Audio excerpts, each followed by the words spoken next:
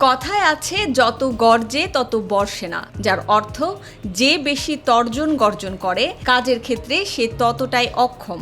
এবার এই প্রবাদের বাস্তব রূপ দেখতে পেল গোটা বিশ্ব। একদিন আগেই ইরানের সভ্যতাকে মাটির সঙ্গে মিশিয়ে দিতে চাওয়া মার্কিন প্রেসিডেন্ট এখন যেন বিড়ালের মতো মিউ মিউ সুরে কথা বলা শুরু করেছে। সম্প্রতি হোয়াইট হাউসে সাংবাদিকদের ট্রাম্প বলেন, যদি আমার হাতে পছন্দ থাকতো তবে আমি কি করতে চাইতাম জানেন?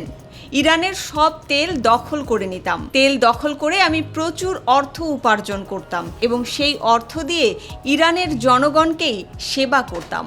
এ যেন তেল চুরি করে সেবা, সশস্ত্র ডাকাতিকে 5 স্টার হিউম্যানিটেরিয়ান সার্ভিস, এমনটাই তো বোঝালেন মার্কিন প্রেসিডেন্ট, তাই নয় কি?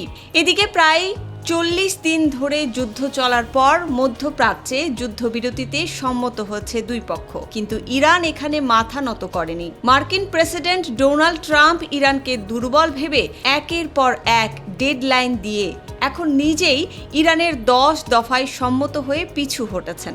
বিশ্ব এখন তাকিয়ে রয়েছে এরপর আর কি? আবারও কি হঠাৎ কোনো হঠকারী সিদ্ধান্ত নেবে ট্রাম্প, নাকি এবার তার উচিত শিক্ষা হলো?